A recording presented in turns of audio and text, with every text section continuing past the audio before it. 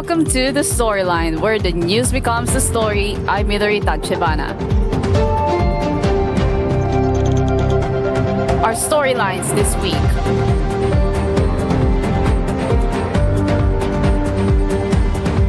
It's a double Duterte shakedown, as both former President Rodrigo Duterte and his daughter Sara are soon to face trials for their crimes against humanity and betrayal of public trust.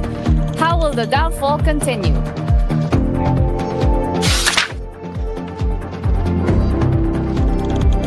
Panic now in the cruise of nightmares after the hantavirus outbreak kills free.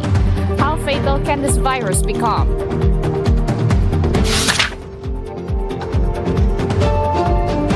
On today's tag, we look back on Ted Turner's legacy of pioneering the 24/7 news format. The Many Hats Turner Award coming up. On our writer's notes, the Peanut Gallery Media Network is turning into a prison gallery following the arrest of its founder, Franco Mabanta, over alleged extortion of a public official. Present standbys Paolo, Barcelon, and Guien Garma are back on the program.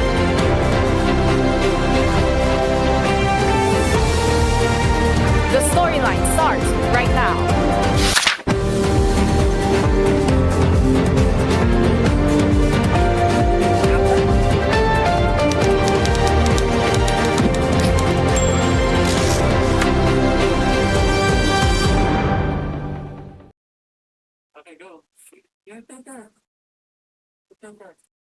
Good afternoon. Thanks for joining us.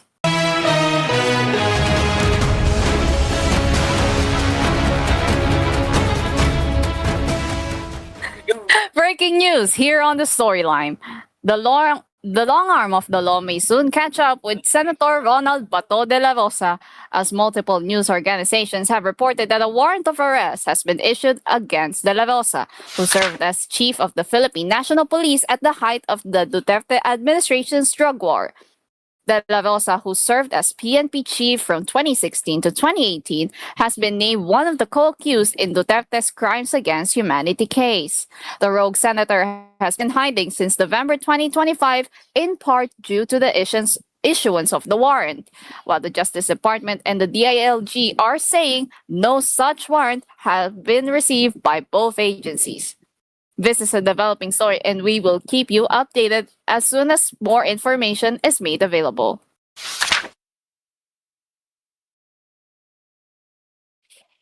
The Dutertes have been struggling lately in their quest to reclaim power. With the former president's father's fate now in the hands of the International Criminal Court trial chamber and his daughter on the brink of a second impeachment, what are they going to do to turn the tides in their favor? While Vice President Sara Duterte's quest to ascend to the highest position in the land to bring her father home come to fruition? Or are they going to have a hard time breathing? Let's break down our climax. Former President Rodrigo Duterte's lead counsel, Nicholas Kaufman, has backed out of the former president's upcoming trial in the International Criminal Court after his one-year contract expired on March 31. Kaufman filed his withdrawal as counsel on May 8, with his replacement set to take over immediately. Assistant counsel Dov Jacobs also turned in his resignation the day before. The former president wanted to reorganize his defense team for the upcoming trial. The new lawyer, whose identity has been redacted, will represent the former president in the status conference on May 27, where the dates for the Duterte's trial will be decided upon, including submission of supplementary evidence and witnesses, as well as additional procedures to be followed during this period. Previously, the International Criminal Court voted to confirm all three charges of his crimes against humanity. This involves the periods from when he was Davao City Mayor until his presidency, including the police operations during the former president's campaign against illegal drugs. These hearings were the first time the world heard of the atrocities of the Duterte regime during the height of its anti-illegal drugs campaign in excruciating detail, including anecdotes from kin, past public speeches, and news clippings presented by the prosecution. The prosecution and victim representatives expressed their desire to keep the former president in ICC detention. Prosecutors say Duterte has been uncooperative during the proceedings, quoting his claims of kidnapping and being quote-unquote forcibly pushed into a jet and renditioned to The Hague. The victims, meanwhile, have stated their concerns of pressure and intimidation from the former president's rabid supporters. His interim release has been rejected twice by the appeals chamber. The ICC has since picked 3 judges to examine the case against Duterte in trial chamber 3. Judge Joanna Corder of the United Kingdom, Judge Kim Bong-pik of South Korea, and Judge Nicolas Guillot of France. They will now decide whether to keep Duterte under their custody or let him out for a while. Duterte will appear on the trial as required by the Rome Statute.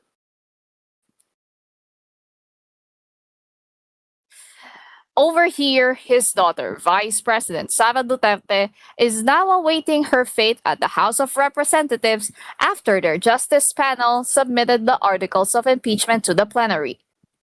The decision was unanimous, with all 55 committee members present supporting the report, including deputy speakers, majority and minority leaders, and lawmakers deputized by the Rules Committee. This comes after they determined probable cause on the existing impeachment complaints in a unanimous vote.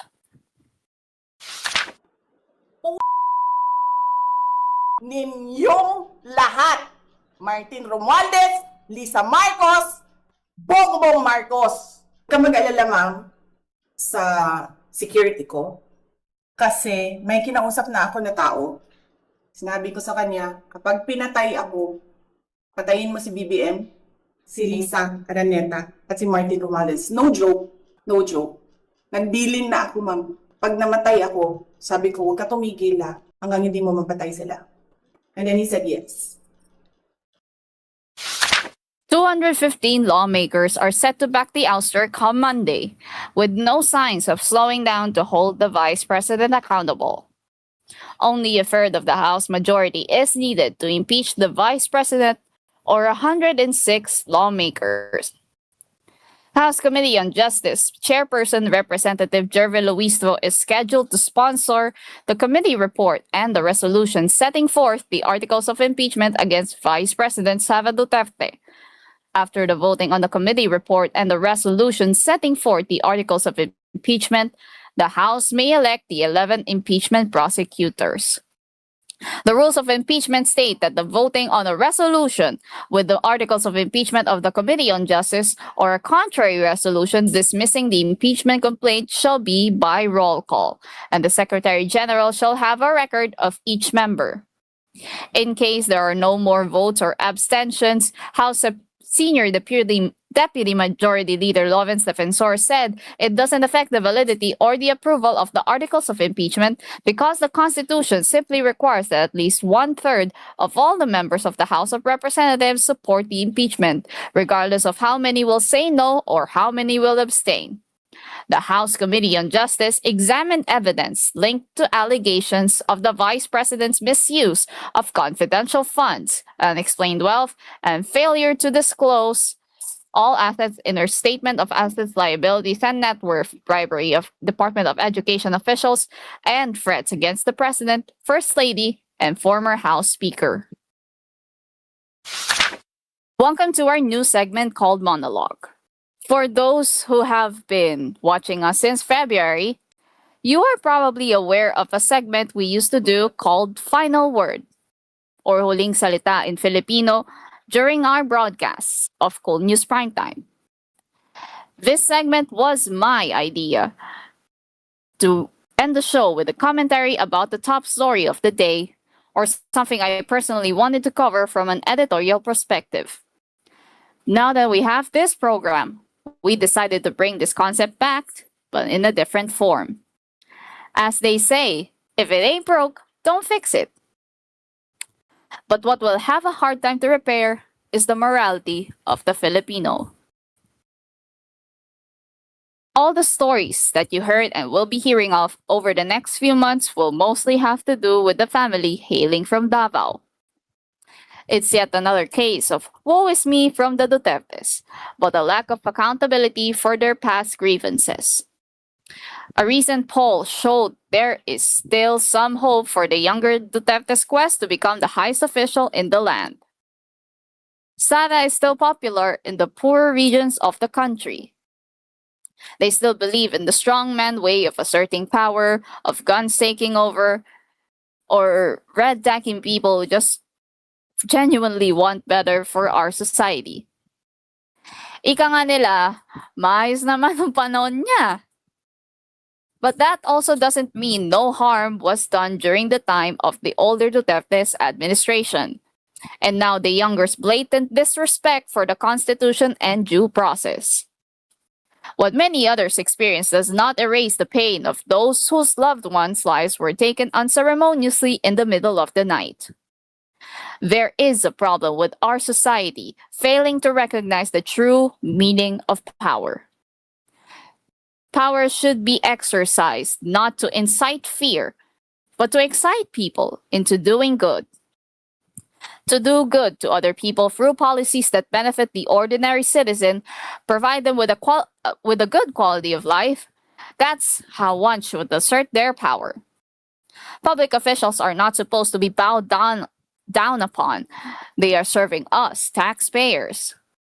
The millions of pesos of confidential funds, campaign money, and all that could have been used to build classrooms, hospitals, daycare centers, provided thousands of jobs, subsidies, housing, scholarships, all under the pockets of a single politician. Now they continue to disregard the legal process that is running after them and their desperation to hold on to their power. If the Dutertes cannot recognize the legal process of their respective jurisdictions, is it even worth the respect of the ordinary Filipino who follow everything the government says to the letter? One can only hope the upcoming trials knock some sense into our consciousness. Today's society has devolved into a soulless shell of its former self, still obsessed over those in power without any kind of discernment about their true intentions. We have failed to look beyond what our concrete eyes see. Most turn a blind eye to the atrocities that should have been morally upsetting to the average rational citizen. Now, people cannot disregard the rhetoric of the Dutertes that have seeped into the morality of the Filipino. How can you repair something that has forever tarnished our societal values? Do we really deserve better? The hantavirus is now taking over a cruise set to dock in Spain's Canary Islands. But its president expressed his dissent over a possible spread of the virus that saw infected cases leave the ship and into flights that have initiated contact with non-infected people. What is the hantavirus and how does it spread from person to person? Let's look at our first draft.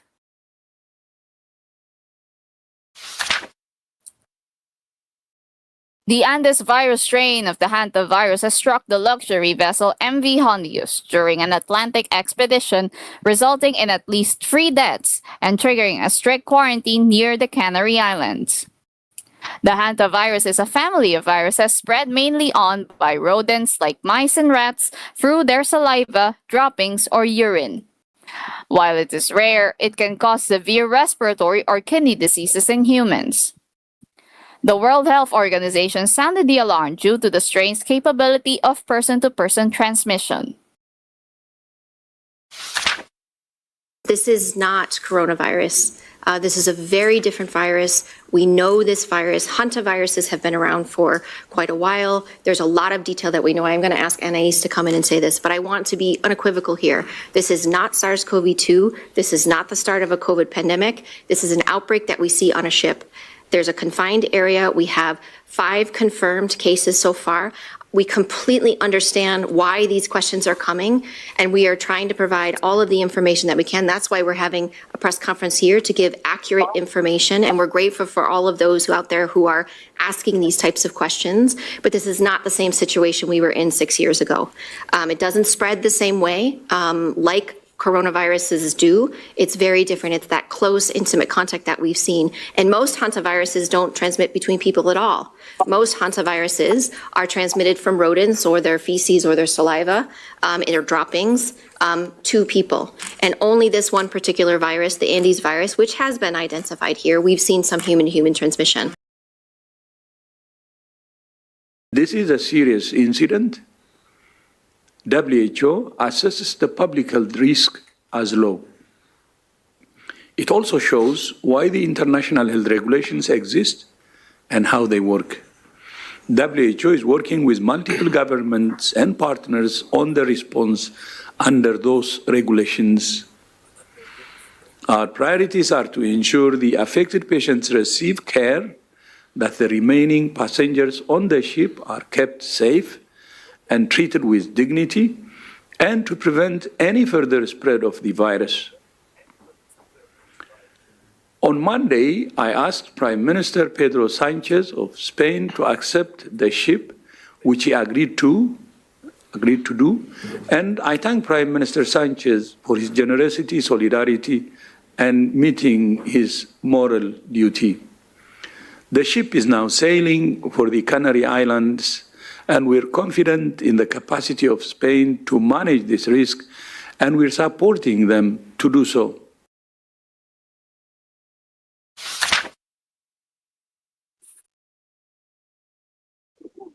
The ship was on a 19-day Atlantic Odyssey voyage that began on April 1, 2026 in Ushuaia, Argentina.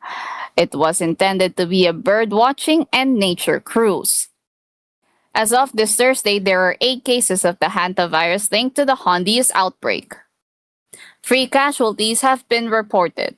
A 70-year-old Dutch male that passed away on April 11, his 69-year-old wife, who also died in a hospital in Johannesburg, South Africa, after being evacuated from the ship on April 24, and a female German that died on board the vessel.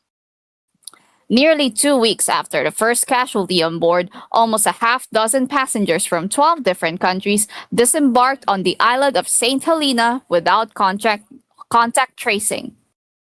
The distance of the cruise to the nearest land is approximately 1,300 kilometers. Meanwhile, all 38 Filipino crew members on board tested negative for the hantavirus and remain in good health while they wait for the ship to reach the Canary Islands for medical clearance. To better understand the gravity of this outbreak, we must examine what makes the Andes strain so dangerous compared to other viral threats. This phenomenon was first observed in southern Argentina in the mid-1990s, proving that the virus can be spread through close personal contact. On a cruise ship, this means cabin mates, healthcare workers in the infirmary, and anyone sharing confined spaces are at the highest risk of infection. Symptoms of the hantavirus often take weeks to materialize after initial exposure. Unlike the more common hantavirus strains found in North America or Asia, which strictly require contact with rodent waste, the Andes strain has a well-documented history of human-to-human transmission. However, the real danger sets in later during the respiratory phase. The infection can rapidly escalate to hantavirus pulmonary syndrome, a condition where the lungs rapidly fill with fluid. This explains the global alarm regarding the passengers who left the ship early. International health ministries working alongside the WHO and local governments are scrambling to locate the passengers who disembarked in St. Helena weeks ago. Because they hail from 12 different countries, multiple jurisdictions and border agencies are involved in an international tracing effort. Authorities are relying on flight manifests, customs data, and even credit card records to track their movements. The goal is to place these individuals under immediate medical surveillance and enforce strict isolation protocols. For those remaining on board, Given the long incubation period, some of these passengers might be carrying the virus right now without showing a single symptom, unknowingly exposing their families and communities. For those remaining on board the MV Hondius, the living conditions have become increasingly grim. Passengers have been confined to their cabins for days to prevent any further mingling. Meals are being carefully dropped off outside their doors by crew members wearing heavy personal protective equipment. The psychological toll on passengers is growing by the hour. Many of them are in interior cabins without windows or balconies, with an internet access is reportedly limited. We're not just a story. We're not just headlines. We're people. People with families, with lives, with people waiting for us at home.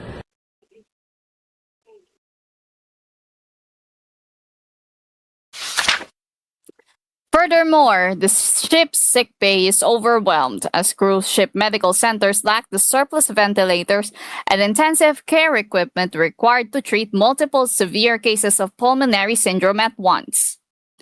Spain's Canary Islands are bracing for the ship's arrival this weekend, but the pushback from local authorities in Tenerife has been intense. The regional government has publicly expressed severe dissent, citing the immense risk to the island's local population and its heavy reliance on global tourism. However, international maritime law and humanitarian obligations dictate that they cannot simply turn a ship away when they will be permitted to leave freely. They are anxious, grieving the loss of fellow travelers and living in constant fear that they might be the next to develop symptoms. In response, Spanish health officials are setting up a high-security biocontainment perimeter at the port of Granadilla. Military personnel are currently erecting field hospitals equipped with negative pressure tents. When the ship finally docks this Sunday, the passengers will be screened one by hazmat teams. Those requiring critical care will be transported in specialized isolation ambulances to designated hospital wards. The remaining asymptomatic passengers will be escorted directly to secure military quarantine facilities on the island, where they will remain under observation for several weeks to ensure the virus does not enter the general population. On this week's tag, we commemorate the legacy of Ted Turner, who died this Wednesday at the age of 87. His passing was announced via cable news network widely known as CNN, the network he founded in 1980 to catch the news after work. Many luminaries paid respects to the famed pioneer, including former network presidents, anchors, key executives, and even his ex-wife, actress Jane Fonda. Who is the man behind all his many hats, and how did the mouth of the South transform these channels into a media empire? Turner was born on November 19, 1938. At 4 years old, he was sent to boarding school, which he didn't like. When he was 24, Turner started his media career when he took over his father's billboard company. He bought various radio stations, then hopped into television by 1970, acquiring a struggling station in Atlanta known as WJRJ Channel 17, changing its call sign to WTCG. He tried boosting the ratings by airing old sitcoms and classic films, and at some point, even hosting Academy Award theater himself. He then invested in sports by buying the Atlanta Braves baseball club, a team that eventually became known as America's team. Viewers flew to the channel to tune into the Braves, and as Turner turned a profit, began setting his sights towards the television. In 1976, he aired on Channel 17 signal up to a satellite, reaching cable subscribers across the country. WTCG eventually became WTBS, America's first ever superstation. Turner also picked up the Atlanta Hawks basketball team, partly to keep the long-term rights to the TV programming, and partially because it was just plain fun. When the superstation WTBS became popular, he set up his sights higher, a 24-hour news channel. A lot of people thought Turner's idea was crazy, but he saw a huge opportunity in the marketplace for people who wanted to watch the news after the big free newscasts were off the air by 7 o'clock. Turner wanted to expand the aperture of television news, visualizing shows about business, health, sports, and other subject matter. The cable news network launched on June 1, 1980 as the first ever 24-hour news channel. The network's early years were marked by technical snafus during its long, extensive live broadcasting. Some critics called it as chicken noodle news. Yet Turner and his deputies knew they were making something revolutionary. In 1987, CNN's coverage of the rescue of then 18-month-old Jessica McClure in Midland, Texas, showed the world its reputation for starting a story and sticking with it. By 1991, the world felt the impact of the CNN effect by providing live coverage of the first Gulf War with veteran journalists Bernard Shaw and John Holloman annotating the opening salvo of Operation Desert Storm, and networks such as NBC, CBS, and ABC, all taking in CNN. The CNN effect became a government and military byword that defined the effect of live, uninterrupted news coverage on the way institutions made critical decisions. Ted Turner oversaw this operation from his office in Atlanta, never wanting to be away from his people and right at the heart of the action. Turner expanded, creating a second 24-hour news network, CNN2, which was later named Headline News, then HLN in 1982, and CNN International in 1985.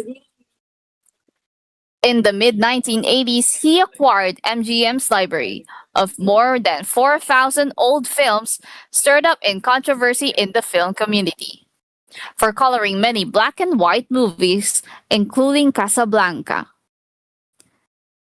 What Ted made happen was more important than the internet revolution, recalled by former Turner Broadcasting CEO Terry McGurk. Turner was also responsible for the creation of World Championship Wrestling, or WCW, in 1988, after buying the assets of Jane Crockett Promotions and launching its programming on TBS.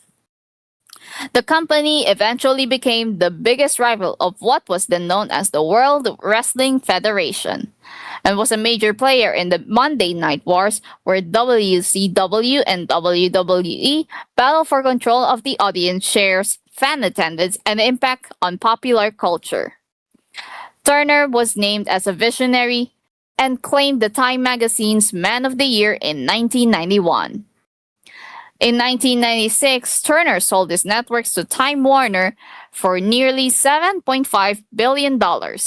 He stayed as a vice chairman at Time Warner, emphasizing the company's cable TV networks.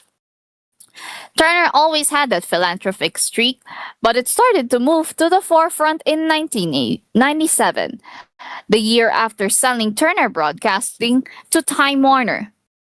That's when he engaged $1 billion to the United Nations. Making good on that pledge that took a while longer than he anticipated, he made his final payment to the UN in 2015, thanks to beating his fortune after the 2001 merger with AOL. Later in life, he dedicated part of his lands to preserving the bison, and also opening restaurants that allowed dinners to experience cuisine through his chain of Ted's Montana Grill restaurants. When it was all over, he was still a billionaire, but just barely.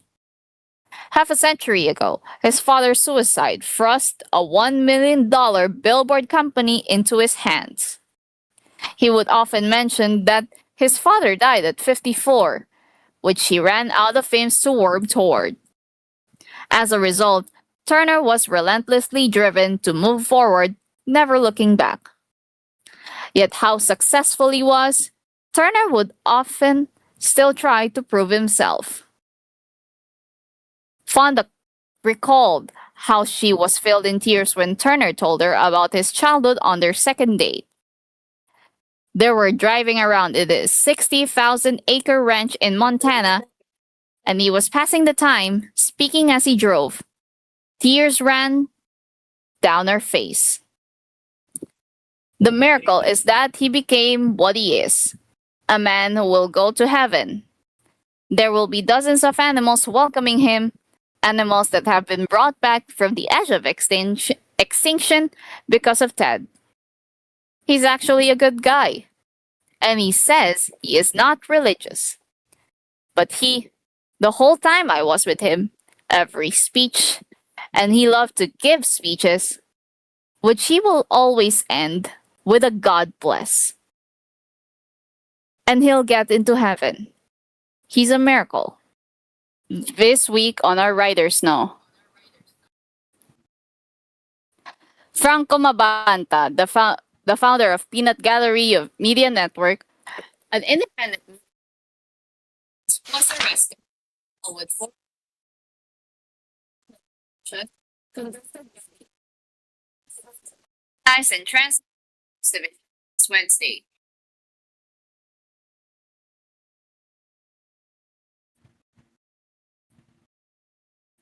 The arrests follow allegations of extortion targeting former House Speaker Martin Romualdez. What's the holdup over an expose his network was supposed to publish about the former speaker? Press on standbys, Paolo, Barcelon, and Guien Garma are here to help us break down the chaos. Thank you so much for returning to our program. It's so nice to have you here again. And thanks Mido for having the both of us. Magandang hapon po sa ating lahat. Magandang hapon, Mido, Pao, at sa lahat ng ating mga taga-subaybay ngayong araw na ito. Okay, let's get right to the chase. For those that do not really watch PGMN,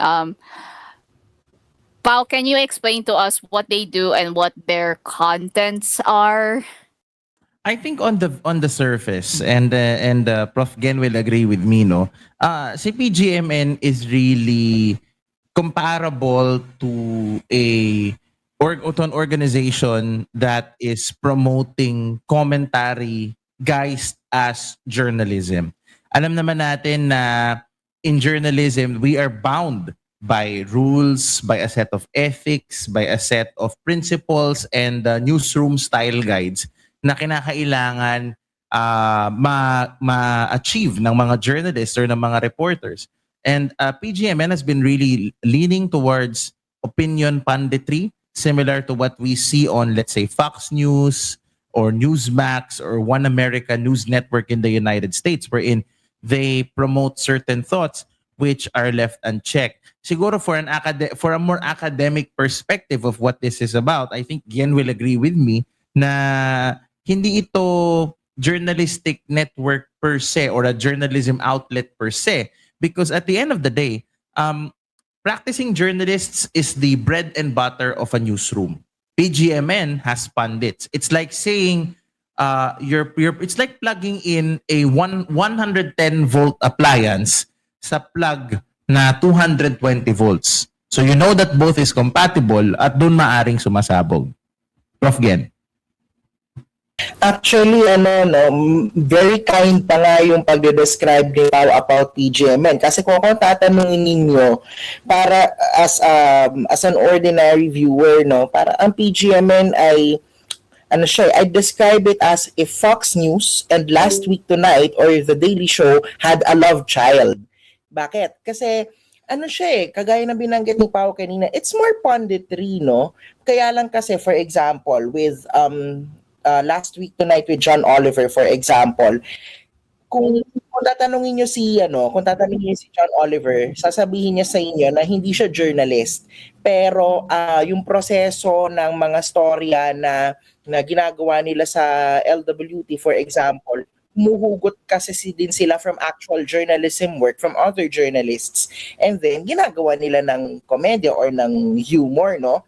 And therein lies the difference between shows like The Daily Show or Last Week Tonight with PGMN. Si PGMN, malinaw na malinaw siya na punditry. Alam mo na yung mga nasa himpilang ito so to speak, mga mga mas political commentators sila than journalists. Bakit? Kasi una sa lahat, kung titingnan mo din naman yung iba nilang most of their content, especially yung commentary content, hinuhugot din naman nila yung pinagkokomentaryuhan nila from mainstream newsrooms eh. So mas komentaryo talaga sila, except for instance, yung may mga pagkakataon na nagkakaroon sila ng ilang mga scoop, no?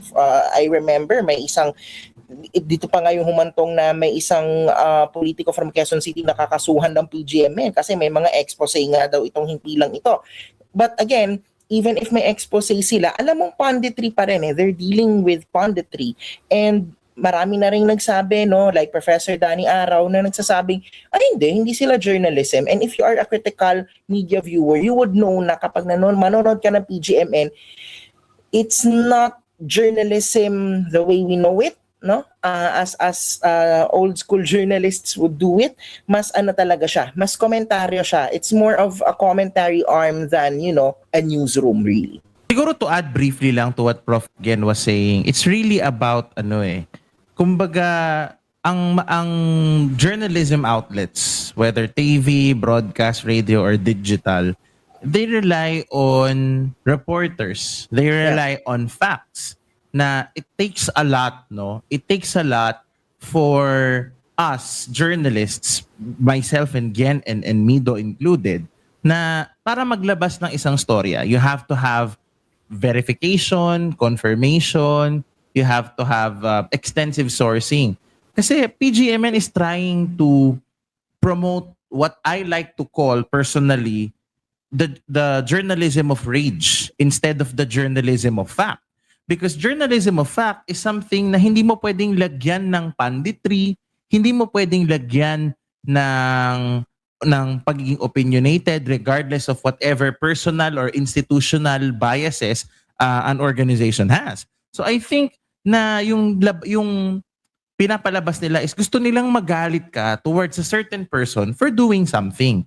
And not just that, mabuti sana kung lang Prof. Guien and Mido they were just about attacking people. At the height of PGMN's rise, they thrived on promoting anti-vaccine theories. They're promoting, I would like to call it the way it is, it's bigotry. Diba? They are promoting anti-LGBTQIA plus narratives. Diba? Kumbaga para silang pag nanood ka ng mga komentaryo nila, it's really pandering to what we traditionally know as a conservative audience. Yes. People who are dismissive of vaccines, people who do not sit well comfortably with the LGBTQIA plus spectrum. But the irony is they pride themselves on being a voice for all political ideologies. Yet, kung titignan mo yung number of commentators nila, like Regal Oliva, Orion Perez Dumdum, CJ Hero, a lot of these are pro-Duterte commentators. Sino ang tanong dyan, sino ba yung mga liberal liberal commentators nila? Sino ba yung commentators nila who are pandering to the Marcos loyalists? So if they pride themselves on being a platform for free speech absolutism, why is there an institutional preference for voices that amplify former President Duterte? Kumbaga doon pa lang may kinikilingan at alam mong may pinoprotektahan na hindi mo alam kung ano ang ideological leaning nila from on the surface. Pero kung critical kang viewer, makikita mo that there is an obvious pattern towards the type of content that they're trying to publish. Sure. Okay, so I want to ask this specifically. Why Why was there a need to extort a former House Speaker para sa isang expose regarding his role in the flood control scandal? Was there a need to do that in the first place? Actually, I'd like to preface my answer muna with, of course, we have to presume innocence sa lahat ng mga inaakusahan until proven That is correct. otherwise, no? But nevertheless, pwede kasi nating dito pumapasok yung dito na natin pwedeng i-introduce yung konsepto ng ACDC. Ayan. So para sa mga kapakanan ng mga taga-subaybay natin na wala naman sa loob ng newsroom, no. Ano ba tong ACDC? Ito siya, it's a derogatory term, attack and collect, defend and collect. Strategy yan ng mga nasa larangan ng pamamahayag na halimbawa, may dalawang magkaaway na partido A, partido B, sasabihin ni journalist ni quote-unquote bayarang journalist kay partido A na, di ba kalaban mo tong si partido B? Edi bayaran mo ako, aatakihin ko 'yan. Tapos yung modus operandi na 'yon gagawin din ni bayarang quote-unquote journalist kay person B. Kaya siya ACDC, attack and collect, defend and collect. Ganun na ganun yung kung mapatunayan na ito yung na extortion, no, itong ginawa ni na Mabanta sa sa panig ni Speaker Romualdez, what they did is, classic ACDC. Ngayon, as to the question of kinailangan ba na humantong sa ganitong punto, the only acceptable instances no para hindi mo ilabas ang isang storya ay either hindi ka pa kumpleto sa detalye or yung hindi mo pa nagawa ang lahat ng efforts para kunin ang kabilang panig dun sa storya. Weird din kasi sa statement no ng PGMN at sa statement ni Franco Mabanta na para bagang kung may mangyari sa akin, ang sinasabi ni Mabanta basically, kung may mangyari sa akin, saka nyo ilabas yung video. So pag halimbawa wala pang nangyari sa kanya, hindi pa lalabas yung storya. So mapapatanong ka dun no, na parang bakit mo pa siya kailangang i-hold off kung ganun na kayo ka-confident sa storya ninyo. And given na naaresto siya due to alleged extortion at may ganung angulo na so sa kanya lang ilalabas pag may nangyari, once you connect the dots, magtataka ka talaga. At saka kumbaga, to add to Prof. Guien's point, no, if you're really saying that you are the fastest rising media network in the country, ang tanong dyan is, was there a need for you to hold it? Sana kung February 21 pa lamang ay ready na yung video ninyo, inilabas yun na February 21 pa lamang. Diba? Dapat, ang tanong kasi dyan, pagka lumabas yung video na yan, ano yung laman nung expose na yan? And then you open another layer of questions. Did they file any freedom of information requests here? Sino yung reporter na gumawa nito? Anong klaseng journalism ethics yung in-apply sa paggawa ng storyang ito? Actually, this could have been the moment that PGMN could have taken pride in itself ba na, meron kaming journalistic integrity. Ito yung mga reporter namin. Aside from the hosts which they we deride na tinatawag silang anchor. Because when you say anchor, dapat uupo ka na may tiwala at may kredibilidad, 'di ba? Sabi nga ni ng paborito nating philosopher sa pagbabalita na si Arvin Malasa, meron kang kredibilidad. Sa pag-upo doon sa upuan na 'yon. But all jokes aside, this could have been a watershed moment for PGMN.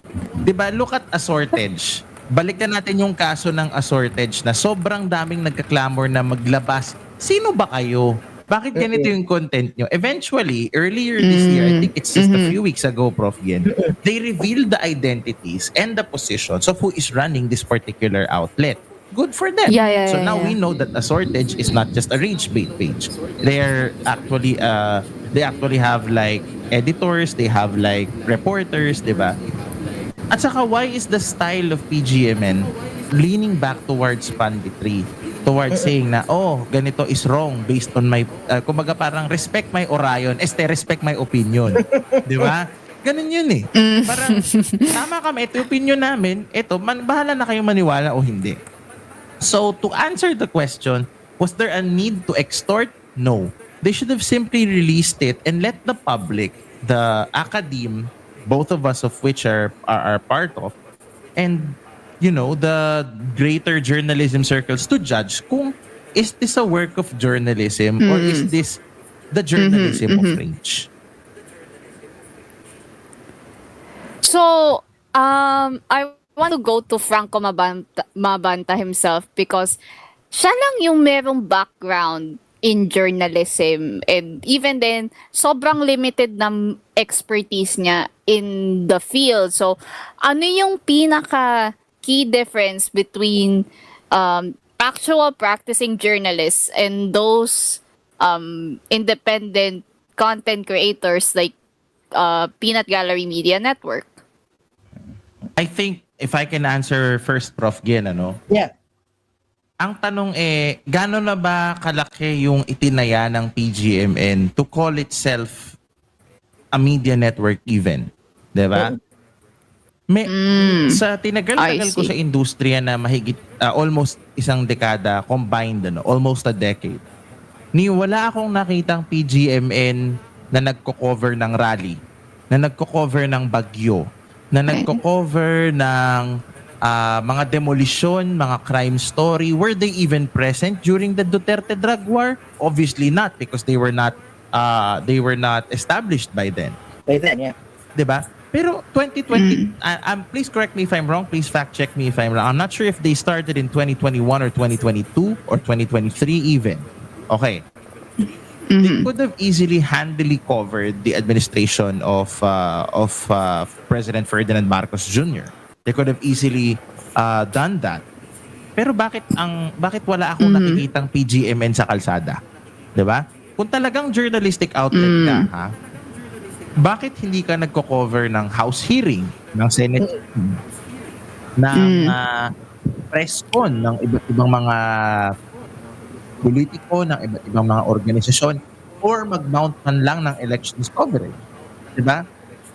Walang ganun eh. There's no such thing as PGMN being present. You pride yourself in being a media network, the fastest rising, yet your presence is literally in a video. Your presence is literally in a studio with a solo cam or do sa peanut butter na binibenta nila. Diba? So, hindi ko alam kung why are they now using, and this is an irony, diba? A few years ago, I saw a legitimate journalist get arrested in front of my eyes. Okay? That journalist is named Rodriguez. I saw Maria get arrested for telling the truth na dinala siya sa NBI. The entire apparatus of the state brought upon her. And I saw how harrowing that was, and I saw how that had a chilling effect on us journalists. Because Rappler was present. They were the only voice na talagang sobrang ballsy in covering the Duterte administration. And they had proof. Sabi nga ng isa pang philosopher natin sa news na si Kuyang Emil Sumangil, meron silang resibo ng lahat ng mga ginawa, lahat ng mga kontrobersya. They used every single tool in the journalism playbook to achieve what they want. Again, babalik ako sa terminolohiya na journalism of rage. Dahil ang gusto ng PGMN, magalit ka. Dahil ito yung opinion namin. Hindi journalism yon. And I think Prof. Guien will agree with me by saying na, ano bang training ng mga anchor nito? Maliban kay CJ Hero na naging anchor sa isang religious station. Hindi ba, Prof. Guien? Yeah. Yun nga kung ikaw ay nasa isang journalism school, you would know na journalists really have to, dig through paperwork or go to events to actually cover stories, no? Or sige, at the very least, halimbawa kung talagang short-staffed yung newsroom ninyo, rely on the press releases that are sent to you. But, Correct. you know, kahit PR yan, ano siya hindi mo siya i-ere as it is. May proseso pa rin yan na pagdadaanan. So basically, ang pamamahayag, journalism is a process na talagang pagtutuunan mo siya ng panahon, pagtutuunan mo siya ng effort to get to the truth. It's not as simple as you sit in front of a desk at meron kang mikropono at magyayayaw-yaw ka doon. That's basically yapping. Or if you want to call it a more social term, broadcast parlance, that's commentary. Nasaan yung journalism doon, no? And ito pa pala, no? Kaya din among people in academia and of course people in journalism din, no, kalakhan ng mga nakikita kong discussions ay ang sinasabi, commentary naman talaga yan, hindi journalism. Hihiram lang ako ng ilang mga bahagi ng broadcast code ng kapisanan ng mga broadcaster na Ayan. Pilipinas. Ang sinasabi ng KBP Broadcast Code, malinaw dapat ang separation ng balita, straight news, ng editorial, na usually ay official stance ng stasyon, at commentary. Malinaw dapat ang delineation ng mga yan. Kung tagapakinig ka o tagapanood, dapat alam mo agad-agad kung ang pinapakinggan mo ay balita o kung ang pinapakinggan mo ay komentaryo ng komentarista, no? And kaming nasa broadcast media, kailangan namin siyang sundin kasi nasa KBP code siya. Kailangan namin i-delineate na we're doing as much as possible. Kung halimbawa ako, news anchor ako, hindi ako pwedeng mag-side comment kapag nag-newscast ako kasi labag sa KBP rules yon. But, you know, so in social media, distinctions at yung ganitong mga patakaran na usually sinusunod ng mga broadcaster, particularly ng KBP member stations, nagiging blurred yan. The lines get blurred in social media. Kaya, if you see media outlets like PGMN doing what they're doing, parang sa mata ng ordinaryong viewer, pwede siyang, ay parang bago ito something new to the ear and to the eye.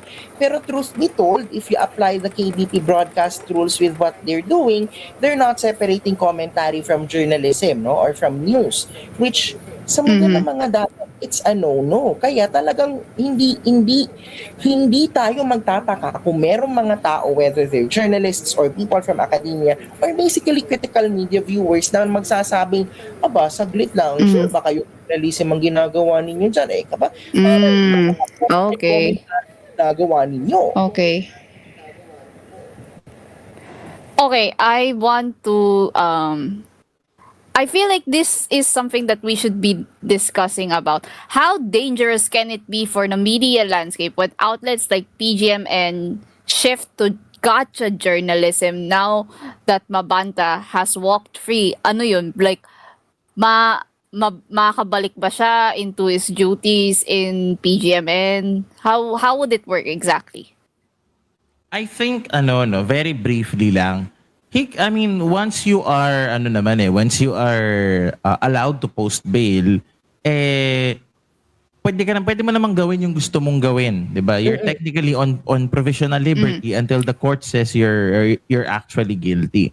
Franco Mabanta can choose to go back to doing what he's supposed to do, being with his family, 'di ba? But I do expect him to ramp up the attacks against the current administration, or expect him to release the video, or expect him to just direct PGMN to continue doing what it's supposed to be doing.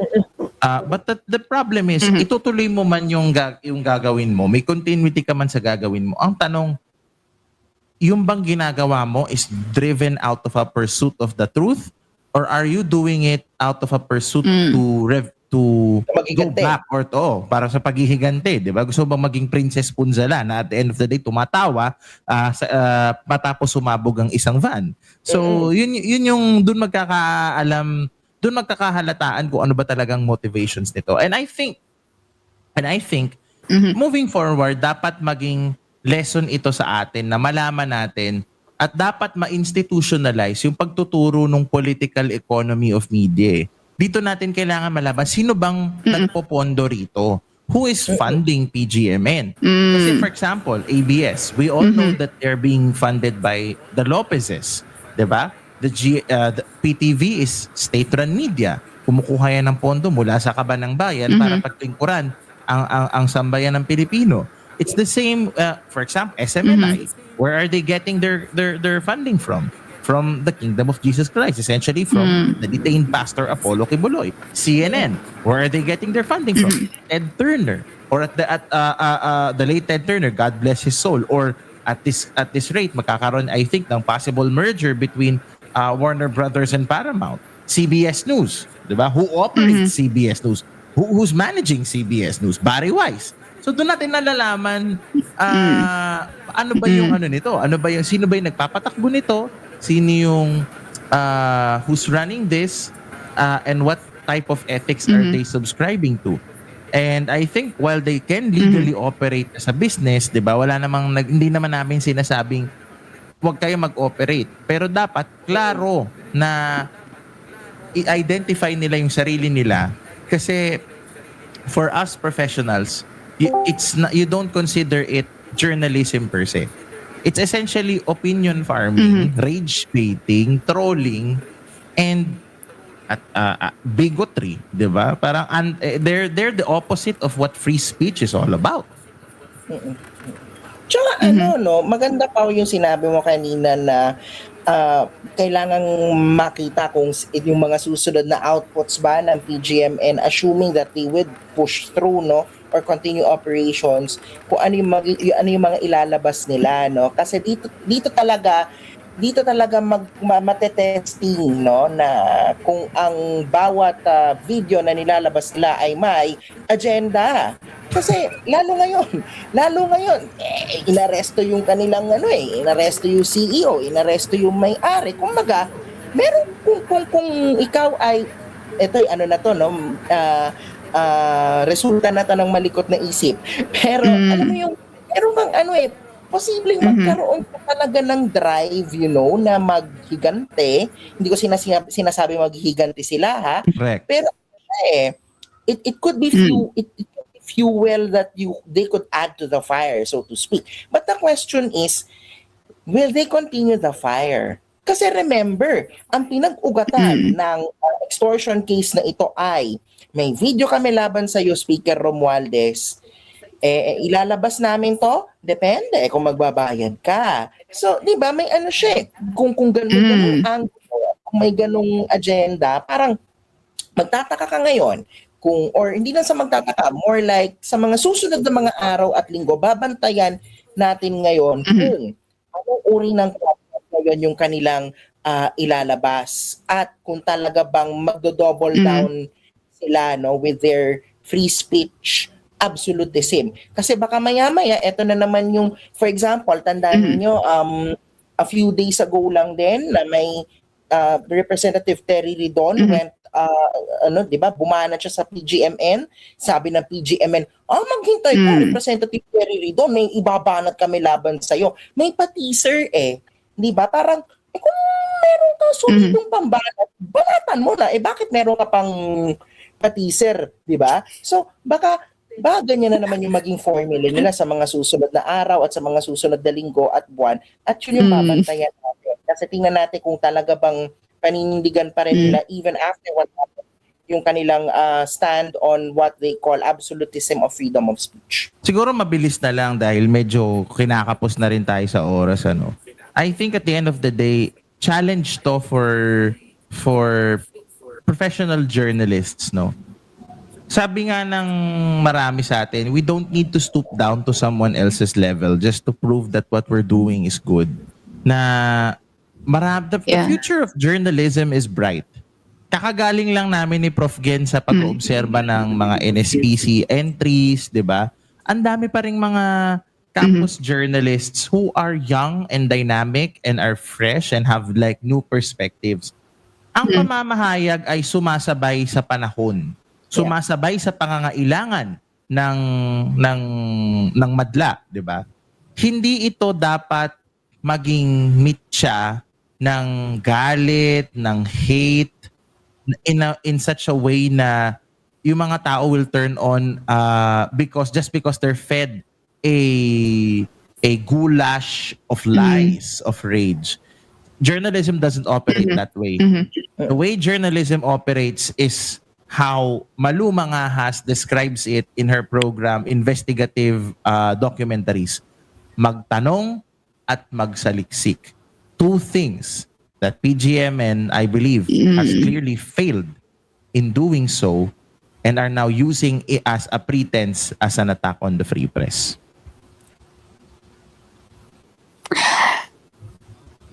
Just some amazing final words we have here from our present standby people.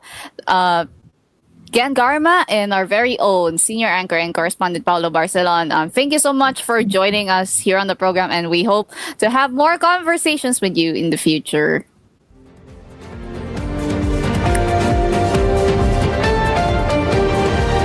Before we go, we'd like to announce something quick. The storyline will now be starting at 4:15 p.m. and we are switching to a bi-weekly format beginning today, with new episodes every second and fourth Saturdays of the month. Don't worry though, the storyline will stay the same. We will continue to dive deep into the stories that shape our nation and the world, and help you understand what this means for you. And that was the storyline this week. I'm Midori Tachibana. Join us every other Saturday for the latest storylines. Thank you for watching. Have a great day.